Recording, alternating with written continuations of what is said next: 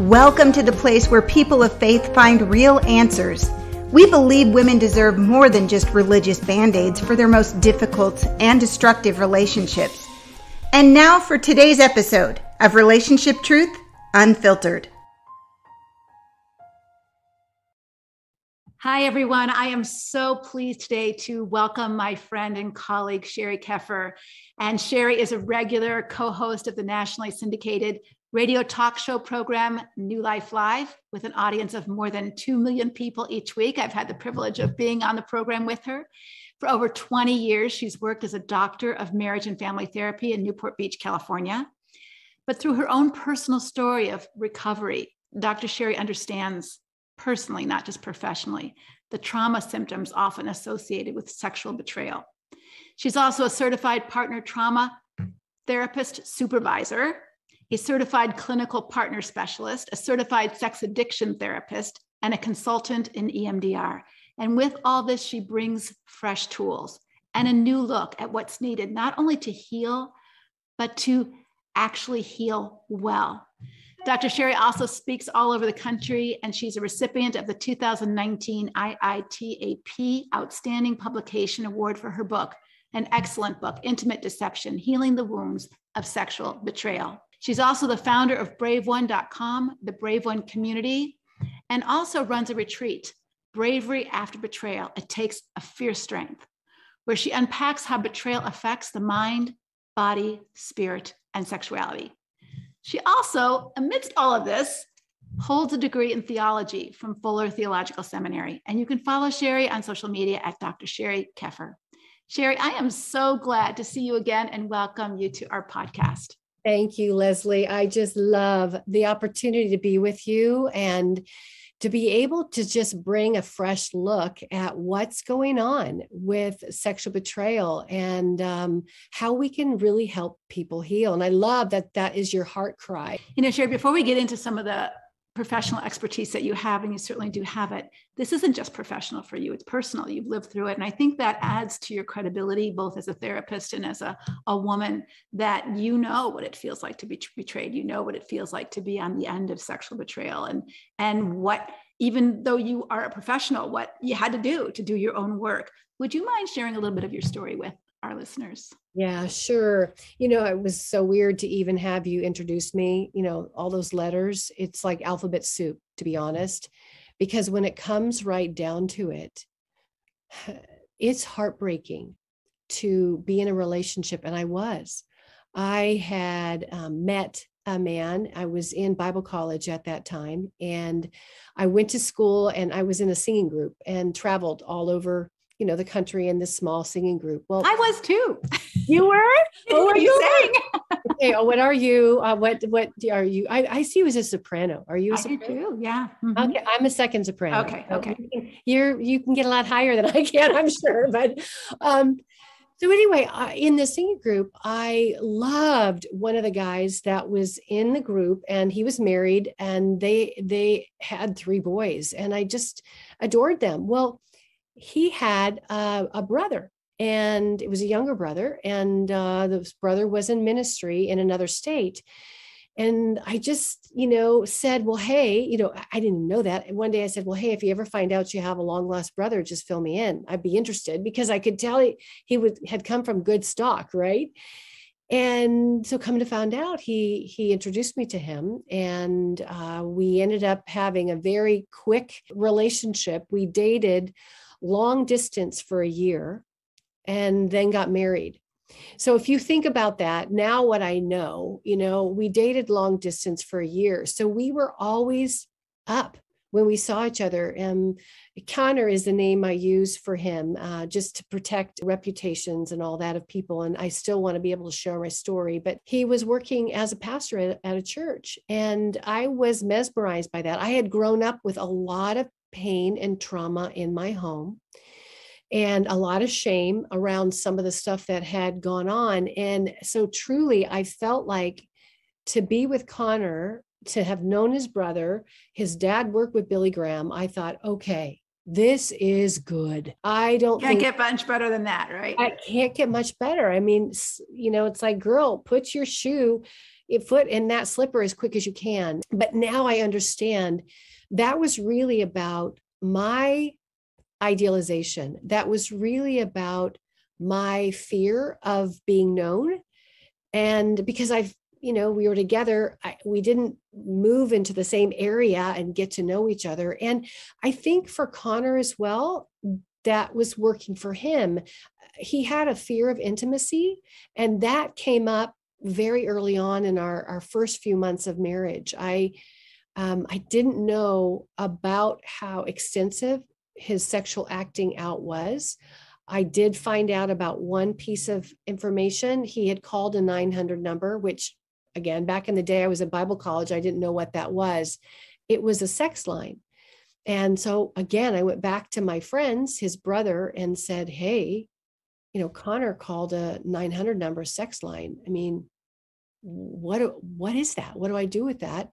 And he looked at me, and I love his brother. And he said, Sherri, probably every guy on this campus has called that 900 number at one point or another, or they're lying to you. And it kind of normalized it. And I basically did what I thought I should do as a Christian. I thought, well, I'm not perfect. I don't have a rap sheet that doesn't have black marks in it. I basically forgave Connor that day and moved forward. I didn't go deeper. I didn't ask more questions. I didn't actually know what questions to ask. I know now, but I didn't know then, and minimized it, went into denial. And, once we were married, the sexual acting out surfaced, and it surfaced in the form of him pulling away from me sexually, which isn't what happens all the time. Some people that are struggling with porn addictions or sexual compulsivity or sex addictions won't pull away. They'll continue to act out. They'll continue to have sex with the person they're with, even though there's a whole hidden world, like a secret sexual basement that they go down into and act out. They come up from the basement into the house, like cook dinner and pretend like everything is okay. And that's the level of deception. Well, that was happening with Connor.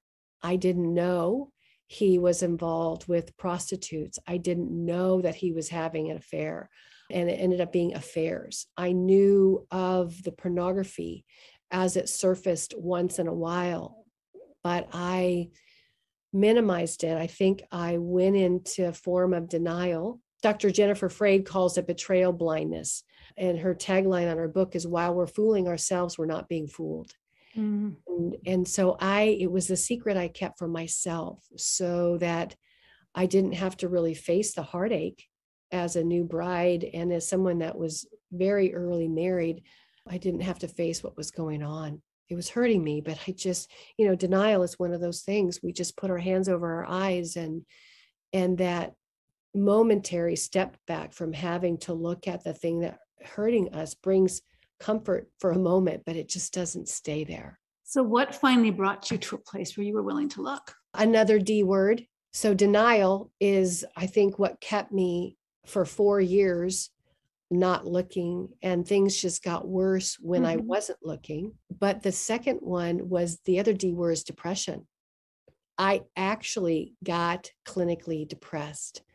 Connor and I went up to a camp retreat. It was one that we did with our church regularly up in the mountains. And there was a little gal, darling little gal, that came, and she wanted me to go to dinner with her. And I was so depressed, Leslie, I could not leave the room. I was in our cabin, and it felt like the corners of the wall were all darkened. I was sitting there. I was hurting. I didn't want to see people. I didn't want to face anything. And so she comes knocking on my door, right? This ray of sunshine. And she's like, hey, her name was Jenna. She said, hey, Sherri, I'd love to go to dinner together. Will you go with me? And I said, oh, honey, I'm just not feeling well. And she dropped her little head and she said, okay, maybe tomorrow. And as she turned around to walk away, she looked back at me and she said, Miss Sherri, someday when I get married, I want to marry someone just like Connor. You could have hit me with a 2x4. I was like, no, Jenna, don't, all this hurt, fear, anger came up because that was the last thing I wanted for her. And I think between my depression and just staying hidden away, something cracked inside. And the next day I ended up going to dinner and I shared it with one of the other pastors on staff. And that began like Legos falling and beginning to, crash down on each other, and ended up us up in the senior pastor's office. And there was somewhat of an intervention there where he was trying to really call Connor out. And at the same time, Leslie, he did something that was very kind for me. And some of you may hear this and it may feel uncomfortable to you, but for me, it was really kind. He looked at me and he said, Sherri, with all the compassion, why are you allowing this? And then he said, if my wife knew if I was doing what's going on with Connor, she'd have my hide, like what's going on? And I had never had somebody ask me the question, what's going on with you? I had been pointing the finger at Connor, but not really listening to my own body, not listening to my own heart, not even asking myself what I needed. I was just waiting. I love how you say that, because we do. When I was writing my book on depression, that's what got me into the emotionally destructive marriage, because so many of the women who were depressed were in horrible marriages and they were waiting for something to change. Meanwhile, their whole soul, spirit, and body was closing in on themselves, was becoming depleted, depressed, dying inside, thinking that I've got to save this marriage, or what's wrong with me that he doesn't love me, all of those kind of things. And the really important point I want to make about this pastor who was so loving and said, why are you allowing this? It's not that you can change Connor. It's not that you could, make him stop, because sometimes pastors will say, well, why aren't you doing what he needs? So he won't do this. So they kind of make you feel like, oh my gosh, it's my fault he's doing this, or it's my fault I haven't stopped him. And so that's not what he meant. He meant something like, it's so tempting to shut down and ignore, or once you become aware of it, focus only on his problem without ever realizing, why did I allow myself to suffer for 4 years in silence, so much so that I became flatlined? Absolutely. You couldn't have said it better, Leslie. And that's where I ended up was flatline. And we were encouraged to go to a treatment center. It was outpatient for pastors and wives with issues. But what was so sad about that is they really weren't equipped to understand, to have the specialized training to know what to do with a full-blown sex addiction. And so I think I wandered way too long. Even after that 4 years, I continued to wander without traction in our relationship. Yeah, I often say that sex addiction is not a marriage problem. It causes marriage problems for sure. Like it caused marriage problems. It caused personal problems for you and personal problems for him. And it caused your marriage to be in deep trouble. But going to a marriage retreat or marriage recovery center isn't the first step, I don't think, because the marriage is in trouble for sure, but you can't fix the marriage until the person who's acting out begins to own their stuff and works on their own problem. I couldn't agree more. And, there are intensives that are focused in with trained people that can get the couple in and start triaging. I get that, but they're very specialized. It's not just let's go to a weekend retreat, tell each other how much we love or renew our vows. That's like the worst thing you could do. But I've seen betrayed partners and someone who's acting out do that because that's what they think is available. If we think about it, oftentimes in recovery circles, there's this idea that we need to stay on our side of the street while somebody is doing their work in recovery. But let me tell you something. When it comes to sexual acting out, when it comes to compulsive sex acts and porn addictions and sex addictions, that idea of staying on your side of the street doesn't work. Why? Because of the sexual deception and the type of harm that can happen when you don't know what's going on right under your nose. I often liken it to this. I say, okay, I want you to imagine if a burglar were breaking into your house night after night, And they began to systematically steal from you.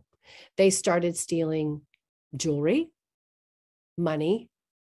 And then you started noticing another night, like a painting or two was missing. And then, all of a sudden plants are missing and pots and pans are gone.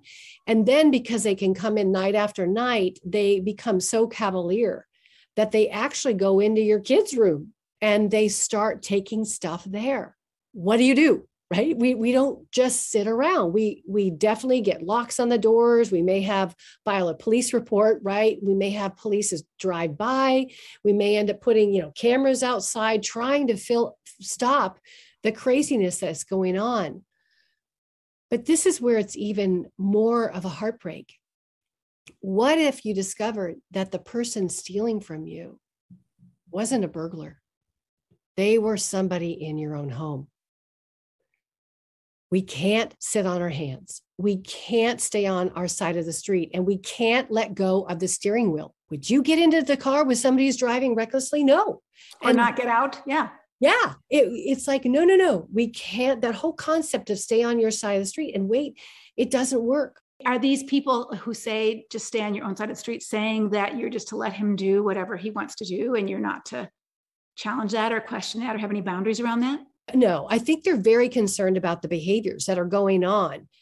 But I think that they're trying to get that person on the other side of the one who's acting out into their own work. But it doesn't work with sexual betrayal because of the sexual deception. I mean, this is case in point from my own life. Boundaries are an important part of learning how to protect ourselves. Boundaries are not about punishing somebody. They're about securing our own safety. So while I was waiting and trying to wait well in my recovery circle, Connor was continuing to sexually act out, and I ended up with an STD. Connor was not working on his stuff. He looked like he was working on it. And again, I had let go of the steering wheel, but then I end up with a sexually transmitted disease. And that's what can happen when we stay stagnant, when we just kind of believe that dogma, whatever is out there, to just stay on your side of the street. It doesn't work. It harms us. We have to basically become more activists in the problem. In my Brave One community, I basically dismember that concept and I provide a very planned, systematic support, which I call the Brave One journey, that helps walk people from those discoveries, those D-days, as we call them, through a process of stopping the craziness that's happening right under our noses.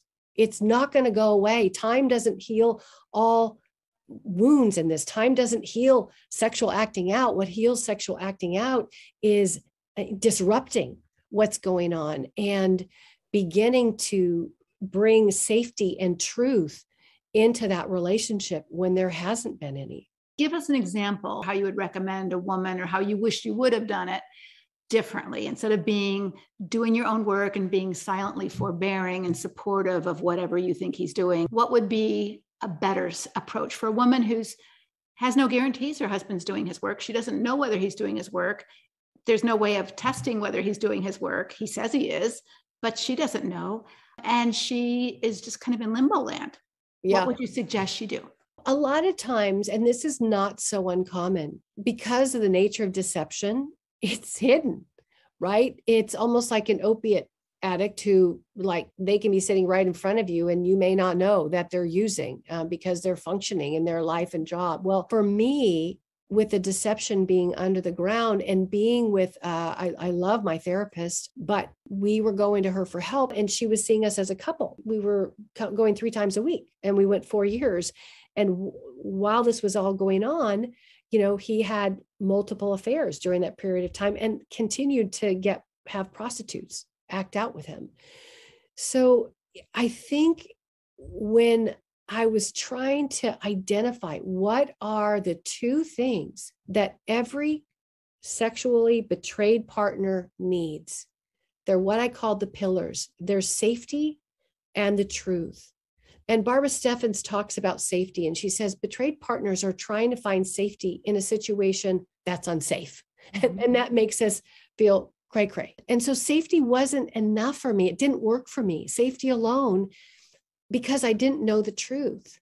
And that's where there are things that can be done to disrupt this pattern of acting out that is unknown to you, maybe even unknown to your counselors or the support group. And it's called a therapeutic full disclosure. Sometimes people choose to do that with a polygraph. So it can be done with or without a polygraph. But when something like that is done, it's basically a transmission of truth. There's information that's shared, and it's more extensive than I can go into on this time with you, but just knowing that there's something that can be done, and there's special training for it. I've had people say, well, I went to my counselor and they just said, okay, well, let's have him write down some things and disclose, like, a list of things. Well, typically what happens is that list is a sanitized version of what they think you can hear and still stay, right? It's not the whole truth. And they don't get clean. They don't have the opportunity of coming into full truth when the Bible talks about confess your sins to one another and pray for one another so you can be healed. And couples that we work with, where I watch them go through this process, because the pillars are safety and truth. And once I know the truth, I can now begin to figure out what I want to do with that truth. And then I can figure out what I need to be safe.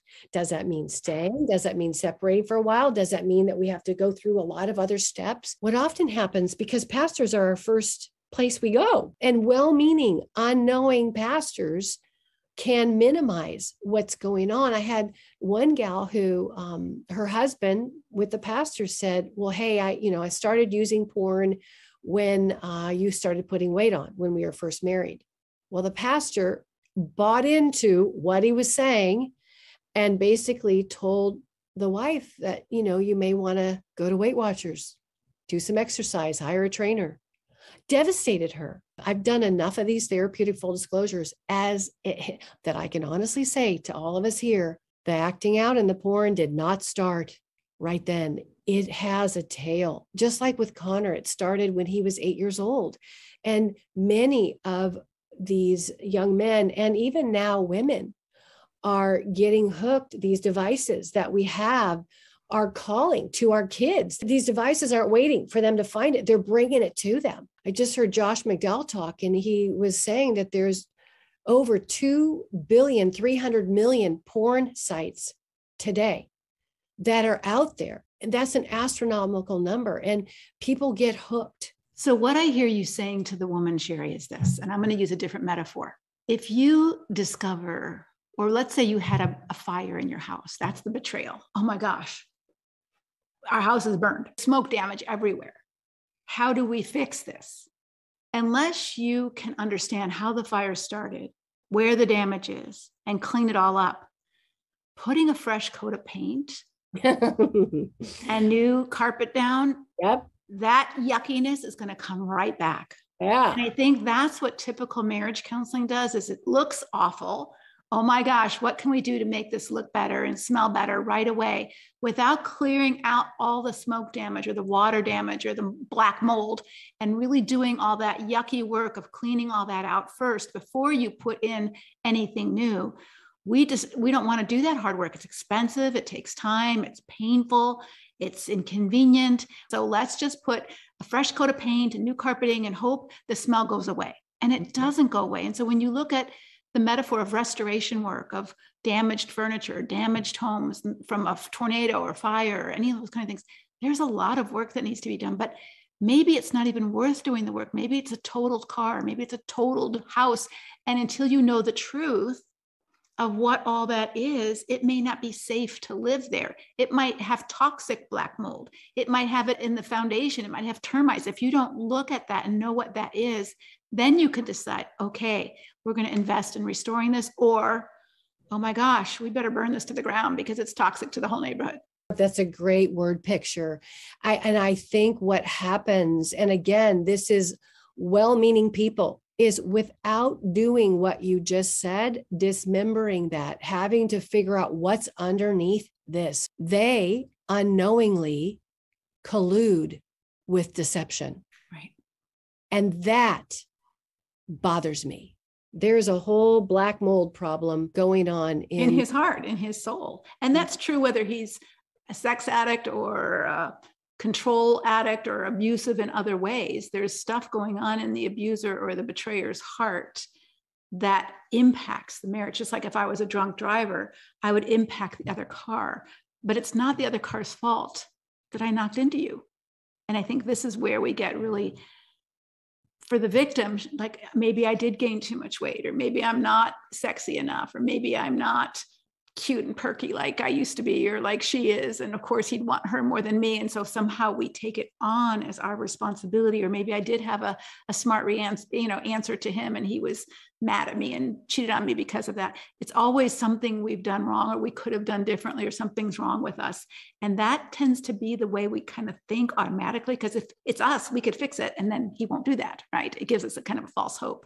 But it's again, not the truth. And when we go in that direction, we spend a lot of time trying to fix us so that he won't do that. Now, we need to fix us, but it's not so he won't do that. You and I both talk about gaslighting and the incredible harm it can cause when the one who's sexually acting out makes it the fault of ours, right? In this case, the weight becomes the issue. And gaslighting is basically when someone strategically twists the truth to make us feel there's something wrong with us, instead of, looking at the problem that's going on. And it's a distraction, and it's considered psychological abuse. I think a lot of pastors are struggling with this as well.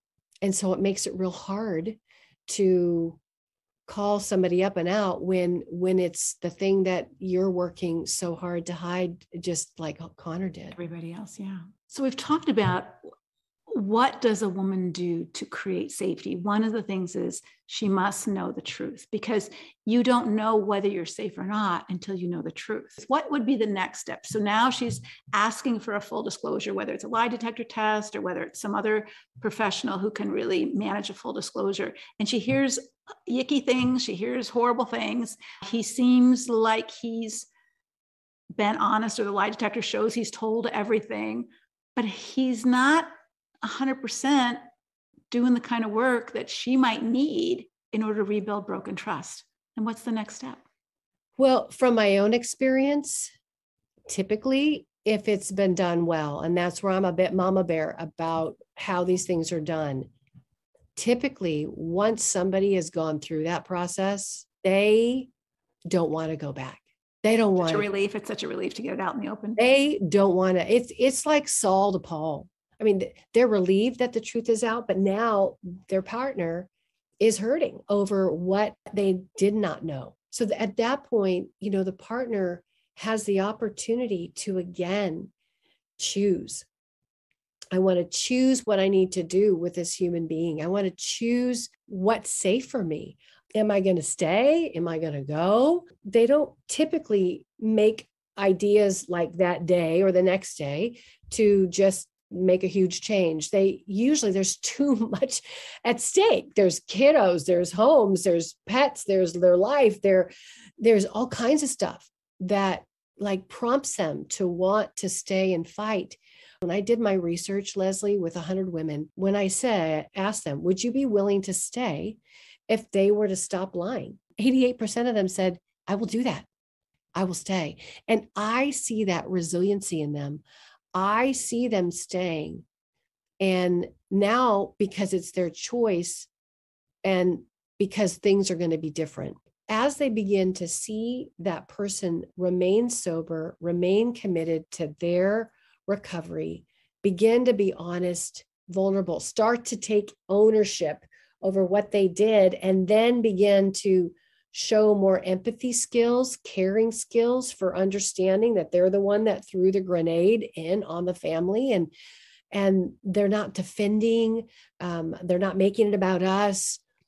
They become safer to attach to. Now, if somebody goes the other way, like you just said, and however they did it, and I know this has happened because I get lots of stories where they somehow passed the polygraph and they were acting out, like somehow got through. And then the betrayed partner finds out at some point later on that they were still acting out and yet passed the poly. That's what's called sexual entitlement. It's not that I can't stop doing what I'm doing. It's that I don't want to. Right. And I'm choosing to deceive you and keep this whole charade up. And I'm hoping that you'll stay here and, I can come home and got the kids and homework and all that. But it's a whole nother level of deception. And when I sit with partners in that place, I immediately get them into, what do you want to do with what you now know? Deception is a deal breaker in marriage because you cannot have trust and safety if there's active deception in the part when you're trying to rebuild a marriage after betrayal. And you're trying to say, okay, can I have safety with this person? And if they're good enough to lie and pass a polygraph test, I don't see how you could have safety, because how would you ever know whether they're telling you the truth or not? Yeah, so get that. I've had people not pass the poly, and that's devastating in and of itself. But what we do with that is if the partner wants, right? If she's not going to say, all right, I'm done. Most of them I find go, okay, you lied again. But then they go back to work to figure out what was it that they were withholding? What was it that they lied about? And I've had round 2 disclosures that come through with a polygraph again, and they can come out on the other side. When we don't do these kind of things, Leslie, when we live with the black mold, it starts to hurt our bodies. Mm-hmm. Just like black mold would hurt our bodies if we were living with it. Like, you can't see it, it's in the walls.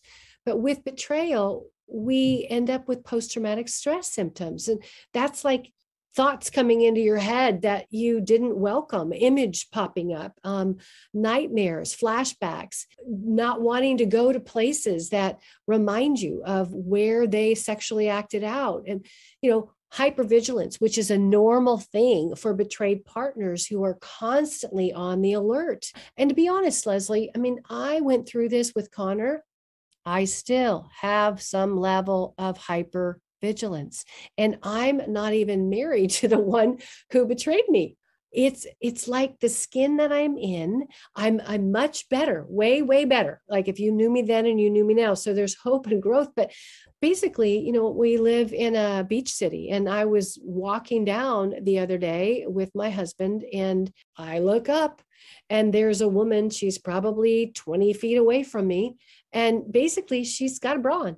She's got a bra and tight stretch pants. And I don't mean some kind of a little workout thing. I'm talking a bra. Now, I literally feel my body hypervigilant. My blood pressure goes up. I am like, warning, warning, warning, enemy. That is in me. And then I'm thinking, what is he doing? Where is he looking? That's hypervigilance. And he knows this about me. He has learned what helps me in moments like that. And this is for those that have acted out, whether you are in a healthy place of recovery or whether you're like me and you married somebody else. That hypervigilance is my responsibility to manage. And so I've told him, this is what I need in moments like that. And so he cares for me. He saw her. He knows me well enough to know, okay, this is going to be a problem for Sherri. And so we were walking by, and he looks over into this window. I can't even tell you what the store was because my brain was mush at that point.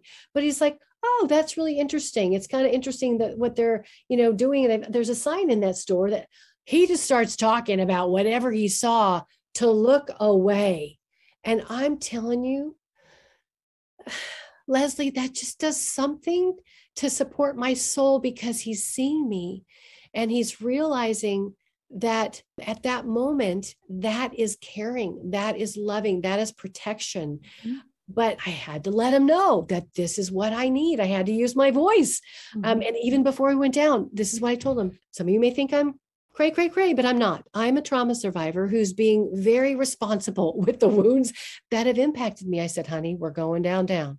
And you know as well as I do, that there's sometimes people walking down in, bathing suits or in their underwear. Yeah. Mm-hmm. Whatever. Again, I asked for what I needed, and that empowers me to get the help that I'm looking for. And then I get to see that he's doing loving, caring work to support me. So what I'm hearing you say, two things is, one is whatever he's done or isn't doing, or whoever he is, you still have work to do if you're going to be healthy and strong. And one of them is know yourself, know your triggers, know your healing path, know where you're on in that healing path, and know what you need next. And so that's, even though you're far beyond where you were before, you're still on the healing path. And when you get triggered, you know what you need. So those are all things that you had to learn to do, because before, in the beginning of your first marriage, you just went into denial and you didn't know anything you needed. You just shut down and tried to ignore and avoid.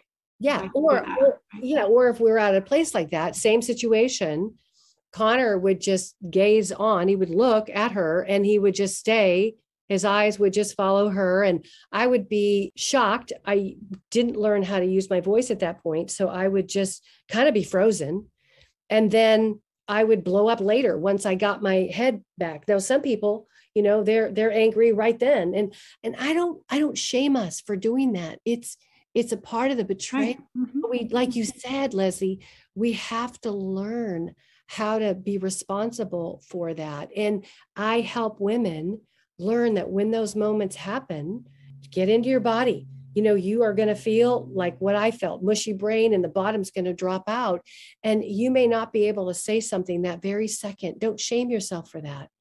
But realize at your first opportunity, when you get your wits back about you, that's a conversation. I saw you look at that person and you stayed with them. That hurt my heart. That's not okay with me. And when they say, I don't know what you're talking about, because some of them will say, oh yeah, no, I know. Yeah, you're right. And then many of them will say, I don't know what you're talking about. What lady? And then I've learned that I still hold on to my voice. I still hold on to myself. And I say, you know what? I saw you looking at her. I don't need to be convinced that you were looking at her. That hurt me. And now I'm more hurt and more scared and more upset by the fact that you're not owning it. And that's not okay with me. Now, do you hear the firmness in my voice? It feels like it comes from the deepest part of my gut. Like I am in my core self. And you talk about this a lot, Leslie, in the work that you do, but it comes up like Lion of Judah. No, this isn't okay. And when I do that, I give myself a little pat on the shoulder and go me. Right. I know what I know, and you're not going to gaslight me out of it. Yeah. Right. Yeah. By making me think, oh, was I just crazy? Was I just imagining it? No, I know what I know, and I know what I feel.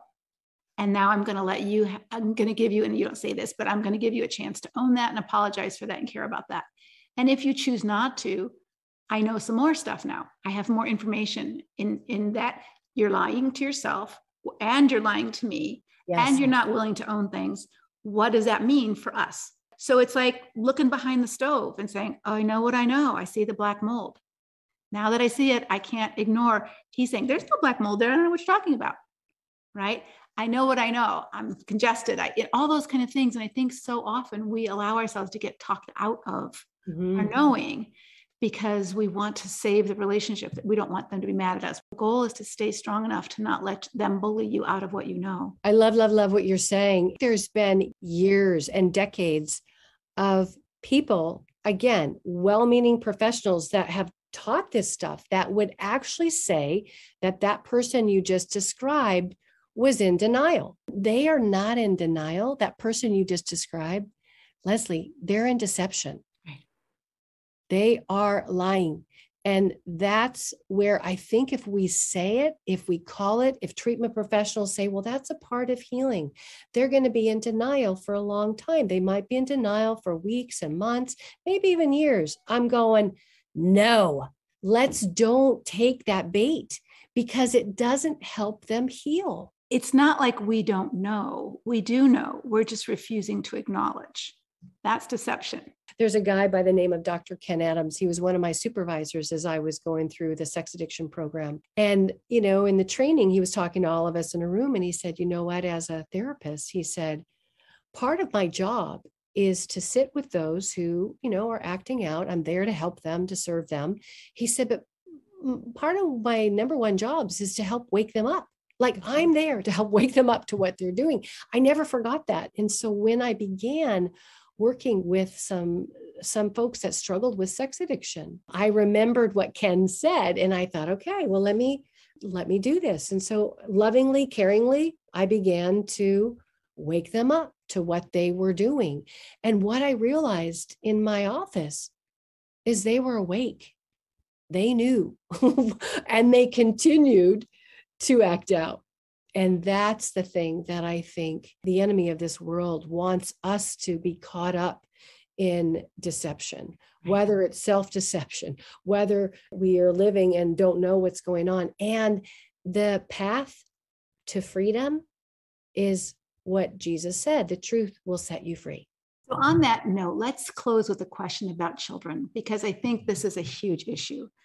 So let's say this is disclosed, this is out in the open between the couple, at least as much as she knows, but it's really causing issues in the marriage. So am I going to stay? Am I not going to stay? I've got 3 kids. Do I tell them? Do I tell them what's going on? How honest am I with them about the reality of why we're not together, why we're having problems, why we're not living together, why we got divorced? How much would you say that children need the truth to be able to process what's happening to them in the family?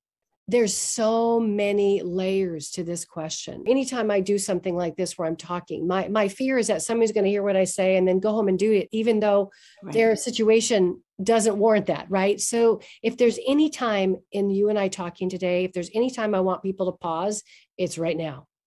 Pause. When you move into this part of what to disclose to your kids, it takes time. It takes consideration. It takes wise counsel.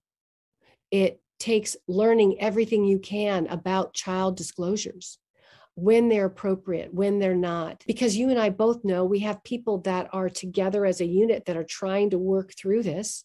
And then we have some people that the one who's betrayed has left. And then the mom is there with kids that don't know why all this has happened. And those are completely different situations. The best case scenario is when the person who's betrayed and the person who's been betrayed as parents have a planned written, because I say it's better to write it out so you know what you're going to say instead of just winging it in these cases, a planned disclosure to talk about with your kids at an age appropriate level. Now, why do I say both people would be an amazing gold standard? And not everybody has it. So if you're here listening and you don't have this, I'm going to be talking with you in just a second. But in situations, it's because if one person shares and the other person isn't involved in that disclosure statement, you haven't talked with them about it, there isn't a plan about what you're going to say, it's called an unbalanced disclosure. And that comes from, it might be anger, it might be poor boundaries, or it might be that, as a betrayed partner, I just want kids on my team. Like, there's all kinds of reasons. I want them to hate them like I do. Yes. I mean, that's a very real thing. Yeah, it is. Mm-hmm. But what happens in an unbalanced disclosure is that child feels triangulated between the two parents, and it's already a pull. They feel like they got to pick sides, and they're going to pick sides of, maybe the parent that was maybe more in the victim seat and that didn't know, and all that stuff just creates more of a dust cloud. There are something called forced disclosures. Forced disclosures happen when maybe your husband is a principal of a school, and it's going to be disclosed in an email. It's going to go out to all teachers that principal has acted out with the kid on campus. Okay, that's imminent. That means you need to tell your kids right away before they hear it through some email or third party. Sometimes parents will soften the disclosure. You gave an example of that when you were just talking, where depending on what's age appropriate, right? Daddy lied to mommy, and this was a big lie. This was something that really hurt mommy's heart because daddy acted in a way that made mommy feel unsafe in our marriage. That's a big thing. And so daddy and mommy are going to work on it right now. We're not going to be living in the same house for a while, but you want to assure them we're seeing counselors, mommy and daddy are talking to people. Our goal is to help create a safe home. You don't know whether that's going to happen or not, but it might, right? It might not. So those are all softening ways. I've had situations happen right in front of me where a child has been told by a parent that dad had sex with 7 women. And he immediately, as a little budding 11-year-old, wants to know, he's curious how many times he had sex with each person and who are they? And some of those questions, who are they, is a legitimate question. Is it my neighbor? Is it my teacher? Is it my sister-in-law? And if it is somebody that they know, they deserve the right to know that this is somebody that we know, so that they don't years later end up going, well, gosh, we were around Aunt Susie every time we got together. So there's a lot of factors to consider when you're thinking of disclosures, information that is given to our kids. It's important that you consider what that child is going to be left with in their brain, right? So gory details are not good. But if you're dealing with a 19-year-old or a 22-year-old, there's a whole different development level of understanding. And so again, pause, get as much information as you can about this before you embark on your plan for sharing and disclosing to children, because we want them, they're the ones that have the least amount of power and control over all this. They can't fix it. They're not in the place to fix it. And so we want to protect them from being in the middle of it or from burdensome details that they'll live with for the rest of their lives. Right. I mean, even in a healthy marriage, kids don't want to know their parents have sex, right? Right. So yeah, they don't want to know in an unhealthy marriage that they had sex with other people, for sure. Yeah. So I think the biggest deal is he wasn't honest. Dad didn't tell me the truth about something really, really important. And you don't have to go into what those details are, because every kid gets that. And I think that really examining your own heart of what's best for my child. It's best for my child to know, because otherwise they're going to make up a story in their head about why you've separated. Oh, It's because I didn't do my homework. Oh, it's because I mouthed off to dad and he left and he doesn't like me anymore. We don't know what story he's going to make up in his head or she's going to make up in her head. So it's best to tell the kids, hey, dad and I are having problems. We're working on them. We both love you. And we're going to separate from now. And and if they want details, you don't have to tell them more, but you do need to tell them some level of truthfulness that it's not you, it's something in us. And however detailed you have to get because of the length of separation or the drama or even just because you're crying all the time. And I've had parents agree on terms like unfaithful. I was unfaithful.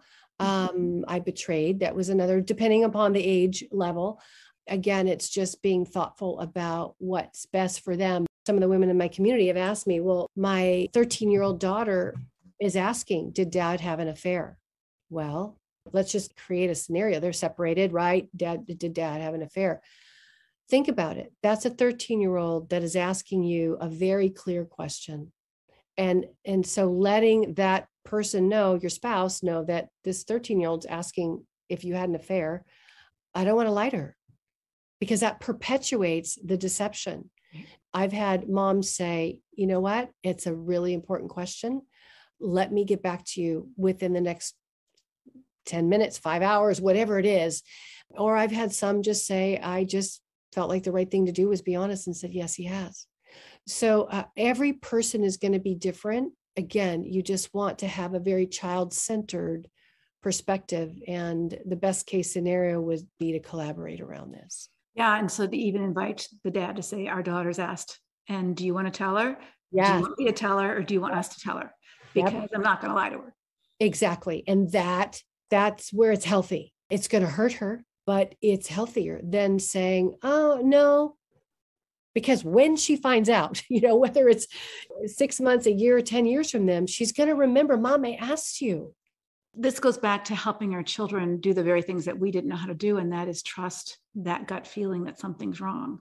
So when a child senses their parents out of sort, you're crying all the time, or their father's falling down the stairs, And they say, did daddy drink too much? And you say, oh no, he just doesn't feel good. No, they know he drank too much. When we try to cover all that up and make it all nice, we're saying, my kid's seeing black mold on the walls, and they're saying, ooh, look, there's black. Oh no, that's just a little stain, and we're not truthful. We're teaching them to not trust what they see. But you said it really well in the beginning. And I think this whole idea of being in a destructive relationship, whether it's sexual betrayal or financial betrayal or spiritual betrayal or any other kind of betrayal, this act of deception of them deceiving you and then you deceiving yourself. And sometimes, and this too, that when we're sitting with somebody who has this going on and they've been in it for a long time and it's hurting their body, it's hurting their whole system, and there's money that's being taken and it's just bad. Sitting with them and asking them what their greatest fear is. What are you afraid of? What are you afraid of losing? What are you afraid will happen to you? And there's such honest, raw things that surface at that time, even though they might start with, well, I'm not afraid of anything, but you just lovingly, caringly drill down, because it's probably the most innermost part of their heart. There's, I don't want to be alone. Right. Or I'm afraid of dying, but you have to face it. You have to face it, because not facing it doesn't mean it's going to go away. Yeah, so true. Well, Sherri, I'm not going to take up any more of your time. This has been amazing. I'm sure our listeners will find so much value in this. I know that you created a test for them to kind of assess. Where can they find that test? Yeah, thank you. So I do. I have a test, and it's a test that can determine if you've been impacted by sexual betrayal.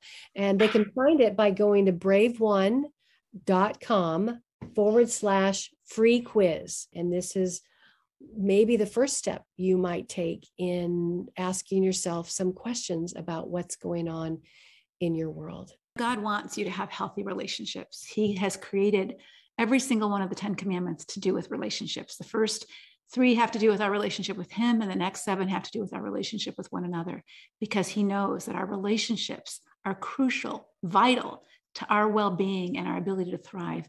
But sometimes because of sin, because of deception, our relationships become broken, and we can't close our eyes to that, because it's just like living in a toxic environment.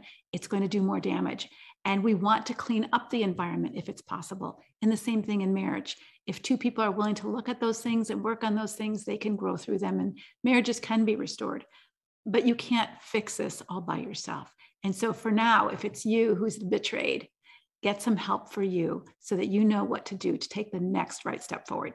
Thanks, Sherri, so much. That's all for this episode of Relationship Truth Unfiltered. To take Sherri's free quiz, go to braveone.com/free quiz.